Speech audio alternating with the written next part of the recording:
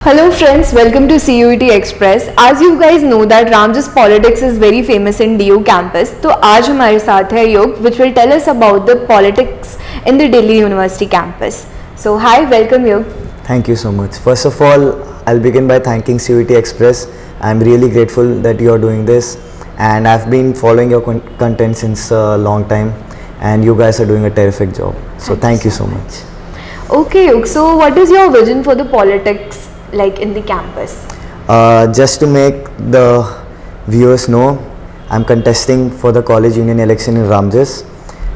इस बार मैं चुनाव लड़ रहा हूँ वहाँ का एंड जो रामजस का विज़न है मेरे हिसाब से रामजस एक लेगेसी इंस्टीट्यूट है. रामजस DU रामजस से है, रामजस DU से नहीं है क्योंकि वो एक फाउंडिंग कॉलेज है दिल्ली यूनिवर्सिटी का. रामजस हिंदू और स्टीफेंस फाउंडिंग कॉलेजेस रहे और 100 साल पुराना कॉलेज है रामजस एंड उसकी लेगेसी इतनी पुरानी है. उसके साथ BR अम्बेडकर जी जो है हमारे पहले चेयरमैन रह चुके हैं हमारे गवर्निंग बॉडी के, चंद्रशेखर आज़ाद जी जैसे रिवॉल्यूशनरीज रहे, तो इतने फ्रीडम फाइटर्स का खून दौड़ता है इसकी दीवारों में. तो मेरा विज़न इसके हिसाब से होना चाहिए कि इसकी जो हिस्ट्री है, इसकी जो लेगेसी है, उसके हिसाब की इसकी काउंसिल होनी चाहिए, स्टूडेंट रिप्रेजेंटेटिव्स होने चाहिए, जो कि कई सालों से रामजस में नहीं होता आ रहा. रामजस में सिर्फ वही आता है जिसको पावर चाहिए होती है, जिसको सिर्फ हवाबाजी करनी होती है, जिसको स्टूडेंट से कोई मतलब नहीं, कॉलेज से कोई मतलब नहीं, उन्हें सिर्फ अपने से मतलब है and this is something which needs to be stopped.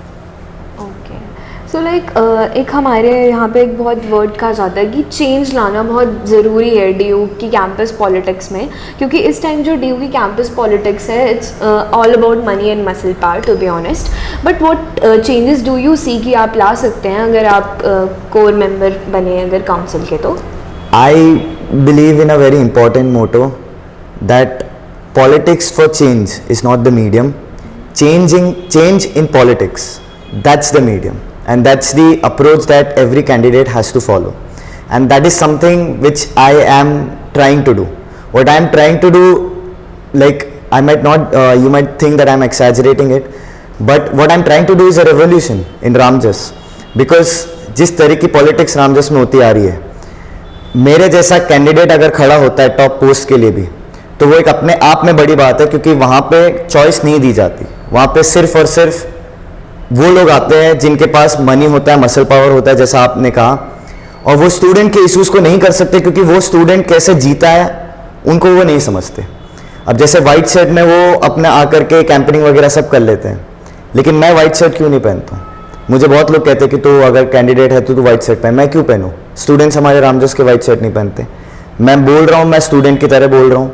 मैं अगर पहन रहा हूँ कोई कपड़े तो मैं स्टूडेंट की तरह पहन रहा हूँ. मैं अपना बर्थडे कभी भी गाड़ियाँ बुला करके, बाहर से लोग बुलवा करके नहीं कटवाता मैं, क्योंकि स्टूडेंट्स भी नहीं कटवाते. मैं सिर्फ और सिर्फ एक स्टूडेंट हूँ. इलेक्शन लड़ने से मैं ऊँचा नहीं हूँ, स्टूडेंट्स नीचे नहीं हैं, मैं सिर्फ उनका रिप्रेजेंटेटिव हूँ. और यही माइंडसेट आई गेस हर एक कैंडिडेट में होनी चाहिए. सो ओवर द इयर्स कोई ऐसा पॉलिटिकल कैंडिडेट जो आपको बहुत अच्छा लगा हो या फिर आपने उनसे इंस्पिरेशन लिए हो, तो जिनको आप फॉलो करते हो बेसिकली? दिल्ली यूनिवर्सिटी में जितने कैंडिडेट्स खड़े हुए हैं, मैं उनका नाम मैं नहीं लेता हूं क्योंकि वो किसी ना किसी संस्था से जुड़े होते हैं और उनकी जो आइडियोलॉजी होती है वो फिर अपने आइडियोलॉजी के लिए वो लॉयल हो जाते हैं, फिर अपने स्टूडेंट्स के लिए, अपने पर्पस के लिए वो लॉयल नहीं रहते. लेकिन कुछ लीडर्स हैं जिनसे मैं बहुत प्रभावित हूँ, बट वो सारे रेवोल्यूशनरी लीडर्स रहे, वो हमारे फ्रीडम फाइटर्स रहे, जिनसे मैं बहुत प्रभावित रहा हूँ हमेशा से.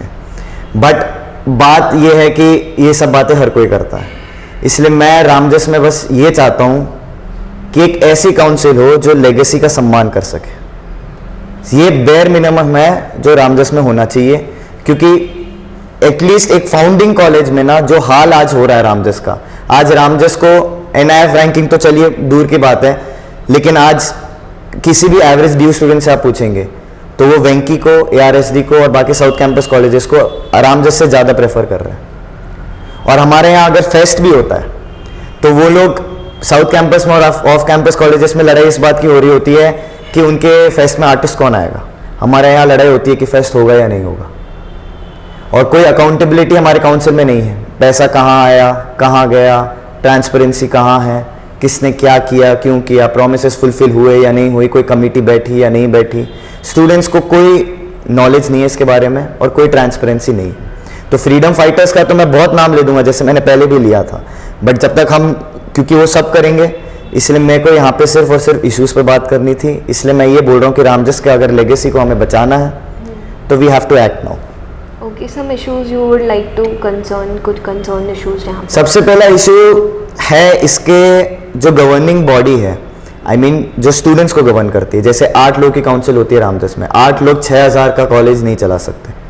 रामजस सबसे बड़ा कॉलेज है और सबसे बड़ा उसका कैंपस भी है। तो मैंने तो जो सजेस्ट किया था और जो मैं अपने मैनिफेस्टो में भी इंक्लूड करूंगा वो डिसेंट्रलाइजेशन होगा कमिटीज़ का। हमारे यहाँ जेंडर सेंसिटाइजेशन कमेटी है। जेंडर सेंसिटाइजेशन कमेटी में ऐसे प्रोफेसर्स बैठे हैं जिनका जेंडर पे ना कोई थीसिस है, ना कोई नॉलेज बेस है, ना कुछ है। और प्रोफेसर्स क्यों बैठे उसमें? अगर आपको कोई प्रॉब्लम होगी तो आप अपने फ्रेंड्स के पास जाओगे या फिर अपने स्टूडेंट रिप्रेजेंटेटिव्स के पास जाओगे। इवेंचुअली स्टूडेंट्स वो है, स्टूडेंट्स ही स्टूडेंट्स की प्रॉब्लम को समझ सकते हैं। तो उसमें प्रोफेसर्स क्यों हैं? कोई एकेडमिक कमेटी हो जाए, स्पोर्ट्स कमेटी हो जाए, जेंडर सेंसिटाइजेशन जैसे मैंने कहा, कल्चरल कमेटी हो जाए, या जैसी भी कमिटीज हो, उसमें स्टूडेंट्स बैठे हैं। हम, अगर मैं काउंसिल में आता हूं तो मैं अपनी पावर डिसेंट्रलाइज करने को तैयार हूं। अगर कोई और कैंडिडेट ऐसा हो तो मैं तो बल्कि खुश होऊंगा, क्योंकि अगर ऐसा कोई आगे जाकर कहता भी है तो मैं ये अच्छे से कह सकता हूँ कि this is the first change that I bought in Ramjas. Other than Ramjas, अगर हम बाकी ड्यू के कॉलेजेस की बात करें तो like what political scenario is going on currently?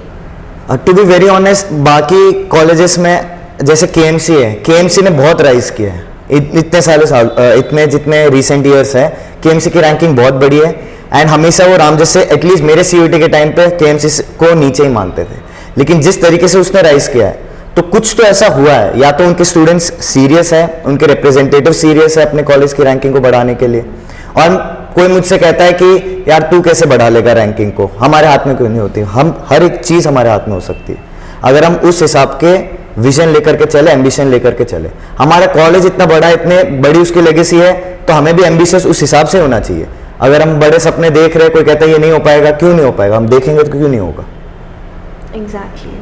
So this is the change we need to bring in our college politics. And guys, college politics में हमेशा थोड़ा बहुत इन्वॉल्व हम लोग को रहना चाहिए, बिकॉज वो हमें बताता है कि हमारे कॉलेज में क्या सिनारियो चल रहा है और कैसे हम अपने कॉलेज को ग्रोथ की डायरेक्शन में पुश कर सकते हैं।